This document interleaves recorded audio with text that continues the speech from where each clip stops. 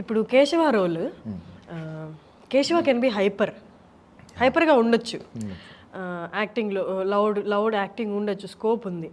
But still he has to be అంటే under play చేయాలి. ఎందుకంటే పుష్ప అనేది వెరీ డామినేటింగ్ క్యారెక్టర్ అండ్ ఎప్పుడు రైట్ హ్యాండ్ లాగే ఉండాలి.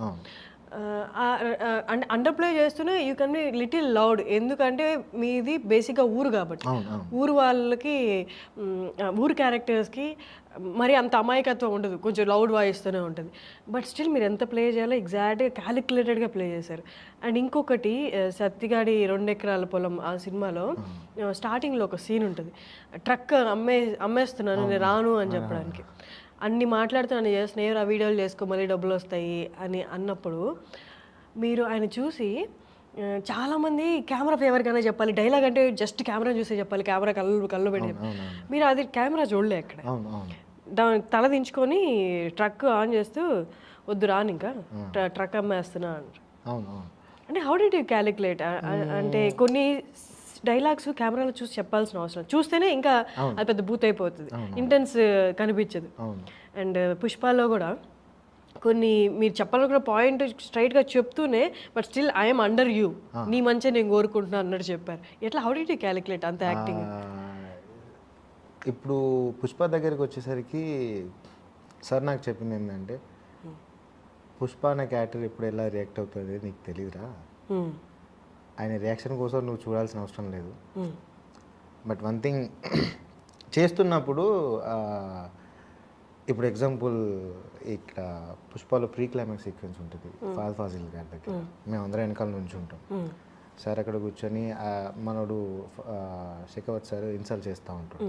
సో ఆ టైంలో నేను అక్కడ ఏం చేయగలను, పోలీసే, పుష్పతో ఏం మాట్లాడదు. సో అక్కడ నేను అనుకున్నది ఏంటంటే, నేను ఎప్పుడు నా బాడీ లాంగ్వేజ్ ఇలా ఉంటుంది వెనక చేపెట్టుకొని, సో అక్కడ ఏం జరుగుతుంది ఏంది అనేది జస్ట్ ఈ భుజాలు ఉంటాయి కదా, లేపి అసలు ఏం జరుగుతుంది ఇప్పుడు ఈ శేఖవత్ ఏం రియాక్ట్ అవుతుంది పుష్ప అని నేను ఎదురు చూసుకుంటూ ఉండాలి.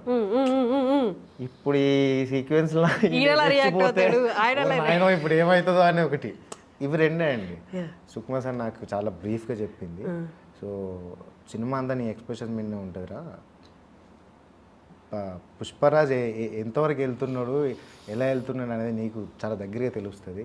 సో దాని మీదనే ఉంటుంది నీ క్యారెక్టర్ అంతా అని చెప్పారు. సో ఆ క్యాలిక్యులేషన్ చేసుకొని మీరు ఇంకా క్లైమాక్స్లో చూస్తే శేఖవత్ గారితో ఫోన్ మాట్లాడుతూ శేఖవత్కి డబ్బులు పంపించమన్నప్పుడు ఎప్పుడు ఇలా పుష్ప ఒకరికి భయపడతారా అని నేను అనుకోలేదు అనే వాయిస్ ఓవర్ వస్తుంది. అప్పట్లో కొన్ని మాంటేజ్ పడుతూ ఉండే, అంటే నేను నా ఫేస్లో కొంచెం కోపం ఉండడం కానీ, అసలు ఎందుకు ఇలా బిహేవ్ చేస్తున్నాడు, ఏంటి పుష్ప ఇట్లేం చేస్తున్నా అని చెప్పి. సో ఇవన్నీ ఏంటంటే ఉంటాయండి. అంటే ఇప్పుడు మన క్యారెక్టర్ ఒకటి అనుకున్న తర్వాత కొన్ని క్యాలిక్యులేషన్స్ పెట్టుకుంటాం మనం. సో డైరెక్టర్ గారు ఎట్లాగా ఉంటారు కాబట్టి ఇది అవసరం లేదు, కొంచెం తగ్గించే సరిపోతుంది అని చెప్పేదానికి. సో సుకుమార్ సార్ నాకు చాలా హెల్ప్ చేశారు ఆ సిచ్యువేషన్స్లో. ఇది అవసరం లేదురా, అంత చెప్పాల్సిన అవసరం లేదు, ఇంత సరిపోతుందిరా అన్నారు. సో అట్లా నాకు అలవాటు అయిపోయింది క్యాలిక్యులేట్ చేసుకోవడం. పుష్పకి 2 సంవత్సరాల్లో ఆ కేశవ క్యారెక్టర్ చేస్తున్నప్పుడు యాక్టింగ్లో కానీ కో యాక్టర్తో బిహేవ్ చేసే సిచ్యువేషన్స్ కానీ చాలా అర్థమైపోయినాయి. అంటే నువ్వు ఒక లెవెల్స్ ఉంటాయి, ఆ లెవెల్ మెయింటైన్ చేస్తేనే సీన్ మొత్తం ప్రాపర్గా ఉంటుంది. నువ్వు ఒకటి చేసి ఇటు ఇంకోటి ఒకటి చేస్తే సీన్ అంత గజిబిజ్ అయిపోతుంది, సరిగ్గా రాదు కూడా. అంత పెద్ద మూవీ చూసినప్పుడు ఓవరాల్ మూవీ ఇంటెన్సిటీ అంటే ఈచ్ అండ్ ఎవ్రీ క్యారెక్టరైజేషన్ మీకు రివీల్ చేయరు, ఓన్లీ మీ క్యారెక్టర్ మీరు ఎవరితో కోఆర్డినేట్ అవుతుందో ఆ క్యారెక్టర్. ఓవరాల్ మూవీ దాన్ని ఏమంటారు, మూవీ ఇంటెన్సిటీ మీకు అర్థం కాదు. బట్ అలాంటప్పుడు మనం అండర్ ప్లే చేస్తున్నామా లేకపోతే ఓవర్గా రియాక్ట్ అవుతున్నామని ఎలా క్యాలిక్యులేట్ చేసుకున్నారు? క్యారెక్టర్స్ నాకు తెలుసండి, వాళ్ళ ఈ పుష్పకు మాత్రం నాకు క్యారెక్టర్స్ చెప్పారు, ఎందుకంటే అది ఇంపార్టెంట్ కాబట్టి ఏ క్యారెక్టర్ ఎలా ఉంటారని చెప్పారు. మొత్తం బ్రీఫ్ లేదు, బట్ సెట్కి వచ్చిన తర్వాత అంటే ఈ క్యారెక్టర్కి పుష్పరాజ్కి కొంచెం ఎక్స్ ఉంటుంది అనేది తెలుస్తుంది మనకి ఈజీగా.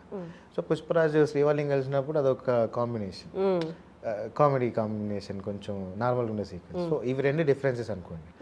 కొండారెడ్డి చచ్చిపోయిన తర్వాత సునీల్ గారి ఎంట్రీ, ఫస్ట్ టైం సునీల్ గారు చూడడం ఆ గెటప్లో వేరే లెవెల్ ఉన్నారు అసలు.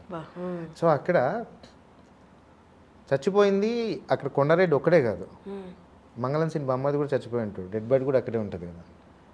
సో పుష్పరాజ్ చంపేసిన తర్వాత ఇక్కడికి వచ్చేసిన తర్వాత ఎంపీ వీళ్ళందరూ వస్తున్నారు, మంగళం సీన్ వస్తున్నాడు. సో బన్నీ సార్ పక్కనే నేను ఉంటా. మంగళం సీన్ ఎంట్రీ అవ్వగానే నేను పుష్పరాజ్ వైపు ఇట్లా ఒక లుక్ ఇస్తా. సో ఇవన్నీ చిన్న చిన్న ఏంటంటే అమ్మో ఇప్పుడు పుష్పరాజ్ ఏం రియాక్ట్ అవుతాడు, ఏమవుతాడు అనే ఒక లోపల భయం ఉంటుంది. సో అది మీరు మళ్ళీ చూడండి కుదిరితే. సర్వైవ్ లుక్ ఇస్తాను, వస్తాడు, అదంతా సీక్వెన్స్ జరుగుతూ ఉంటాయి.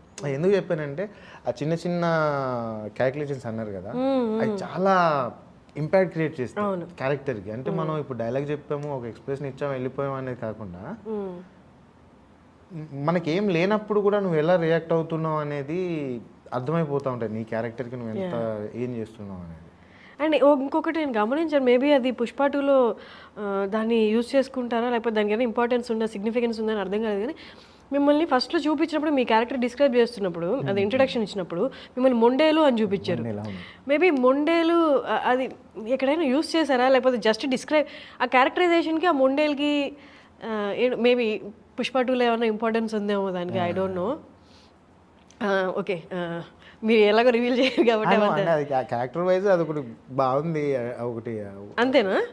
మోర్ దెన్ ఏంటంటే నేను గ్లౌజ్ పెట్టుకొని ఉంటాను. ఇక్కడ అల్టిమేట్ ఏంటంటే చాలా మంది దాన్ని గమనించలేదు.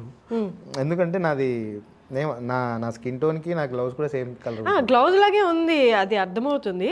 బట్ అది with the character with story ఏదైనా ఇంపార్టెన్స్ అంటే స్పెసిఫిక్గా చూపిస్తారు మొండేలు అని. మీ మైట్ బి ఎక్కడైనా అది యూజ్ అవుద్దో ఏంటో, మరి పుష్ప 2 వస్తే తెలుస్తుంది. చాలా రైటింగ్ జరిగింది, నాకైతే ఇంకేం చెప్పలేదు సార్, మేబీ చెప్తారు. ఓకే, అదే నా క్యారెక్టర్కి అదొకటి ఏమంటారు, ప్రతి క్యారెక్టర్ కొన్ని ఉంటాయి కదా. అదే అన్లెస్ అది స్టోరీతో ఎక్కడైనా ఇన్వాల్వ్మెంట్ ఉంది, ఇంపార్టెన్స్ లేకపోతే స్పెసిఫిక్గా మొండేలు చూపించారు కదా. అదేమి ఆ మొండేలు చూపించినందువల్ల మీ క్యారెక్టరైజేషన్లో ఎక్కడ ఒక ట్రైట్ చూపిస్తున్నట్టు కూడా ఏమి అనిపించలేదు. బట్ స్పెసిఫిక్గా అది చూపించారు అక్కడ ఆ సీక్వెన్స్లో. అన్న ఒకవేళ లేదని అందరూ మొండేలు మొండేలేనా? మొండేలు అదే దీనికో పెద్ద స్టోరీ అండి బాబు. మా తాతకు వెళ్ళి ఇట్లుంటుండే, మా ముత్తాతకి. ఆయనను మల్లయ్య, ఆయన పేరు మొండేల మల్లయ్య అంటారు. కథ అయినప్పుడు మొండేలు అనగానే నాయన ఇది మామూలుగా లేదు, కనెక్ట్ అయింది. సో మా తాతకి చూసిన లైఫ్లో మళ్ళీ ఒక సినిమా చేస్తున్నప్పుడు అలాంటిదే మనకు వస్తుంది అనేది ఎక్స్పెక్ట్ చేయం కదా. సో అదొకటి క్రేజీ కనెక్ట్ అయింది. అది how is the shoot going? Pushpa 2 shoot ఎలా జరుగుతుంది? Going on now. నాది జూన్ ఫస్ట్ వీక్ కానీ సెకండ్ వీక్ కానీ ఉంటుంది. డిసెంబర్ లాస్ట్ ఇయర్ డిసెంబర్లో స్టార్ట్ అయింది, క్రేజీగా నడుస్తుంది. అవునా? నెక్స్ట్ లెవెల్ అయితే ఖచ్చితంగా అండి. ఎప్పుడు రిలీజ్? 2024? ఆల్మోస్ట్ 24లోనే అవుతుంది. షూట్ కంప్లీట్ అవ్వాలి అంత పోస్ట్ మోస్ట్లీ 24 వస్తుంది కావచ్చు. ఓకే, షూటింగ్ అయితే పెద్ద ఎత్తున సేమ్ లొకేషన్స్ అంతా ఏమండి ఇప్పుడు కొంచెం మేము బాగా రిచ్ కదా. You're rich no. So same location కాకుండా కొంచెం చేంజ్ అవ్వచ్చు. ఓకే. మొన్న ఏదో కూడా లీక్ చేసినట్టు ఏవో పుష్ప శ్రీవల్లి ఫోటోస్ కూడా వచ్చాయి. అది మరి ఎవరెవరు స్టేట్మెంట్ ఇవ్వలేదు. సినిమాల్లో ఏమో అందరూ అడుగుతున్నారు, నాకు తెలియదు.